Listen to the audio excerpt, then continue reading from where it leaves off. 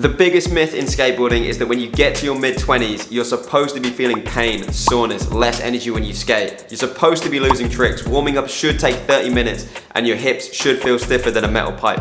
I'm just getting older, people say. Well, Reynolds said, for me, from 28 to 33, I feel like was some of my best skating in my life. And you should be feeling and skating at your best in your 20s and 30s. And if you apply the things that I'm gonna go over in this video, you will. So let's get it.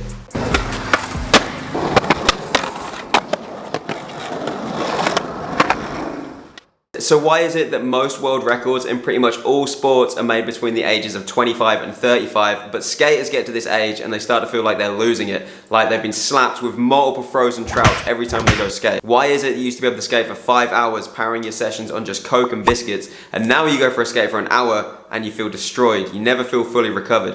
What changed? Well, when you're young and going through adolescence, your body is a beast of adaptation and recovery. It's in growth mode, increasing things like muscle and bone density rapidly, along with a potentially unwanted monobrow. So due to this accelerated recovery, fewer years skating and probably less injuries, your body won't have accumulated as much damage and wear and tear on your joints, meaning your body's gonna be closer to that more unaffected optimal state. As we get older, this state of rapid recovery and growth starts to taper, and it's now when shit can potentially hit the fan. So that same session you would have bounced back from in a day when you were younger might now take 2 or 3 days to bounce back from, meaning that damage and fatigue can accumulate much easier. On top of that, from the extra years skating, you've exposed your body to so much more impact and probably had more tweaks and sprains and other more serious injuries as well. And because the standard skate rehab program is a few days off and a few extra beers, the chances are that that temporary injury has now left you with long-term changes in how your body functions and moves. So chuck in the lifestyle shit as well that adds fatigue and slows recovery, like partying more, living alone and only knowing how to cook tomato ketchup pasta, and now you're battering your body not only on your board, but off your board as well. Now, this doesn't mean that you're fucked and there's nothing you can do, but it does mean that you can't keep doing what you did when you're 18 and expect to feel the same. Your body's different now, but like I said, you could be skating and feeling at your best up to your mid-30s and even longer. I mean, look at DeCenzo. He's 37 and he's skating better now than ever before. Luckily though, there are so many things that these pros are doing that you can do as well to make a massive improvement on how you skate and feel. So right now, you've really got 2 options. Number 1 is to keep doing what you've always done and keep getting what you've always got. And number 2 is to accept that your body's different now and you have to make an extra effort if you want to skate and feel good for as long as possible. So let's get to what those things are right now. So the solution on paper is pretty simple, and we're going to be using a 4-part method known as rapapa by absolutely no one. No one calls it that. But if you remember the Reynolds quote in the beginning, the second half of that quote is, I think it had to do with taking care of myself, eating right, exercising. That stuff changes your skating. You could, easily feel like 10 years younger than what you would if you weren't doing that stuff. And in this 4-part method, we're going to be doing exactly the things that Reynolds does. So this is really that boss level solution. So look at this clip of Reynolds and see how much his joints flex as he's absorbing impact. Now, if you don't have the range of motion or function at a certain joint, its job is going to get offloaded to another joint or another body part that wasn't designed for that job.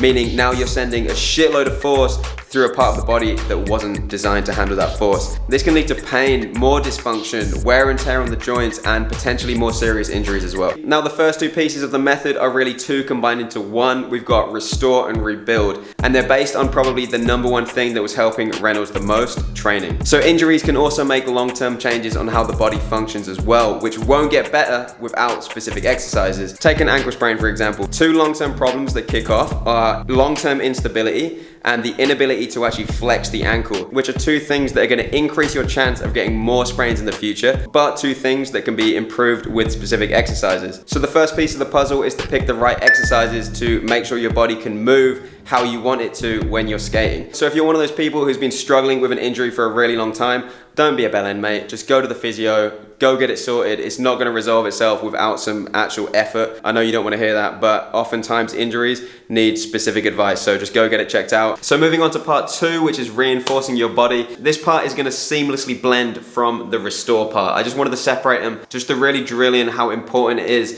to make sure that your training is based on getting your body moving well first. So once you're moving well, now you can really start to reinforce your body, and that's what this part's all about. Now, so many skaters think that just means stretching, but does this stretch look like it's helping you with this? No. Because it probably isn't. We do need good movement at the joints, like I showed with the Reynolds clip, but we need strength to control those movements. Your body needs to be resilient as fuck to handle that impact, the slams, all of those awkward positions your body gets in, and hundreds of attempts of doing the same trick over and over again. Stretching just isn't really gonna help you with that. Nor are just sit-ups and push-ups, which is the go-to workout for so many skaters. You need to be picking exercises that are making you skate strong, making your body prepared for skating. Exercises that train your body to handle the intense forces and movements when we skate and to be able to provide the energy to power those sessions. That's what's gonna protect your joints and body from all of the intensity of skating and reduce so many of those different aches and pains. So many problems of the skaters that I train get resolved through just 2 times a week of training. Hip pain, knee pain, ankle pain, back pain, with just staying consistent with a solid training plan. It's all about raising your physical tolerance so then when you go skate, your session isn't having so much of a shock on your body. Your body can handle that shit. So if you don't know how to put together your own program and you're looking for one to do at home with the exercises that I use with the skaters that I train, then go check out the MBD Skate Performance Program in the link down in the description below. So the second piece of reinforcing your body for skating is to just skate on a regular basis. That's gonna keep your body adapted to the insanity that is skating and jumping down shit onto concrete, all of that crazy impact. No amount of training is gonna protect you from that, but nor is just skating without training. So figure out an intensity, length, and number of sessions that don't leave your body absolutely destroyed and build on top of it from there. In the same way that randomly running a marathon is gonna completely destroy your body, it's the same as if you only skate a super intense session once every 2 weeks, or most of your sessions are little chill flat sessions, but then you randomly go on like a 10-stair session. These random peaks in intensity are gonna accumulate a massive amount of damage and lead to a lot to recover from. So the next piece is recovery, which is the idea of bouncing back to the state you were in before your session, or ideally bouncing back even stronger and better than that previous session. I've lost count of the amount of skaters that have told me after taking a week off how much better they're feeling. And it makes sense because they've accumulated so much damage and fatigue that when they actually take that week off, they finally give their body a chance to recover. Now the thing is though, you don't actually get stronger or better at skating in that workout or in that skate session.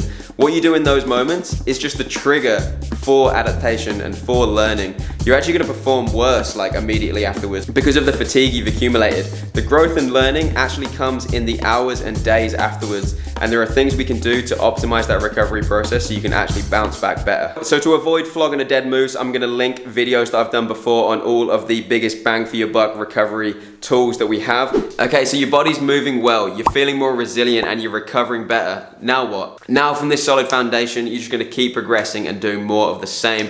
Unfortunately, for the rest of your life, if you wanna keep feeling good in your body. This stuff gets even more important the older we get, because with age comes that natural process of losing muscle and strength. And the things that I've been going over this video are really gonna help you slow down that process and stay on your board for as long as possible. Now, if it seemed throughout this video like I've just been telling you to skate less and drop the intensity, that is just a temporary thing with the objective of doing the complete opposite. Dropping that intensity is just gonna help us get back to a baseline where we feel good again, that we can then build on top of and progressively get stronger and more resilient so we can skate more and skate better. So we're gonna finish this video off with a little challenge.